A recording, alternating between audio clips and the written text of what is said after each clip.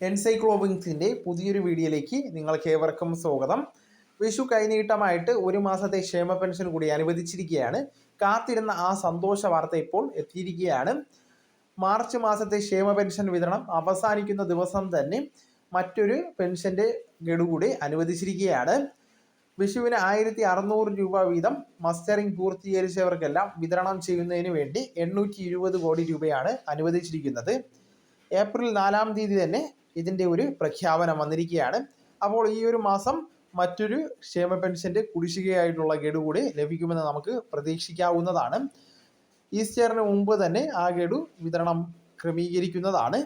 അപ്പോൾ നമ്മുടെ വീഡിയോസ് ആദ്യമായി കാണുന്ന സുഹൃത്തുക്കളാണെങ്കിൽ ആദ്യമേ തന്നെ ചാനലൊന്ന് സബ്സ്ക്രൈബ് ചെയ്യുക. അപ്പോൾ നമുക്ക് പൂർണ്ണമായിട്ടുള്ള വിവരങ്ങളിലേക്ക് കടക്കാം. വിഷുവിന് മുന്നോടിയായിട്ട് ഒരു ഗഡു ക്ഷേമ പെൻഷൻ കൂടി അനുവദിച്ചിരിക്കുകയാണ്. ഏപ്രിൽ മാസത്തെ പെൻഷൻ വിഷുവിന് മുമ്പ് തന്നെ വിതരണം ചെയ്യുന്നതിന് വേണ്ടിയാണ് 820 കോടി രൂപ അനുവദിച്ചതായി ധനമന്ത്രി KN ബാലഗോപാൽ അറിയിച്ചിട്ടുണ്ട്. 62 ലക്ഷത്തോളം വരുന്ന പെൻഷൻ ഗുണഭോക്താക്കളിൽ മസ്റ്ററിംഗ് പൂർത്തീകരിച്ചവർക്കെല്ലാം 1600 രൂപ വീതം അടുത്ത ആഴ്ച വിതരണം ചെയ്യുമെന്നും ധനമന്ത്രി വ്യക്തമാക്കിയിട്ടുണ്ട്.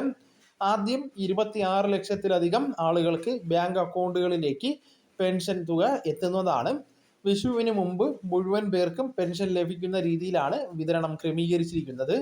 അതോടൊപ്പം തന്നെ കയ്യിൽ പെൻഷൻ സ്വീകരിക്കുന്ന ആളുകൾക്ക് സർവീസ് സഹകരണ ബാങ്കുകൾ വഴി വീട്ടിലെത്തി പെൻഷൻ കൈമാറുന്നതാണ്. 8.46 ലക്ഷം പെൻഷൻ ഗുണഭോക്താക്കൾക്ക് ദേശീയ പെൻഷൻ പദ്ധതി പ്രകാരമുള്ള കേന്ദ്ര വിഹിതമായിട്ടുള്ള 200, 300, 500 എന്നിങ്ങനെ ലഭിക്കുന്നുണ്ട്. പ്രധാനമായിട്ടും ഇന്ദിരാഗാന്ധി വാർദ്ധക്യകാല പെൻഷൻ, ഇന്ദിരാഗാന്ധി ഭിന്നശേഷി പെൻഷൻ, ഇന്ദിരാഗാന്ധി വിധവ പെൻഷൻ എന്നിവയാണിത്. ആ ഒരു തുക കുറച്ചായിരിക്കും സംസ്ഥാന വിഹിതം അവർക്ക് വിതരണം ചെയ്യുക. എന്നാൽ ബാക്കി തുക കേന്ദ്രം നൽകേണ്ട തുക വിതരണം ചെയ്യുന്നതിന് ആവശ്യമായിട്ടുള്ള 24.31 കോടി രൂപ സംസ്ഥാന സർക്കാർ ഇപ്പോൾ നിലവിൽ അനുവദിച്ചിട്ടുണ്ട്. ഈ തുക മുൻകൂറായി അനുവദിച്ചിട്ടുണ്ടെങ്കിലും ഇത് സംസ്ഥാന സർക്കാരിന് നേരിട്ട് വിതരണം ചെയ്യുവാൻ അധികാരമില്ല.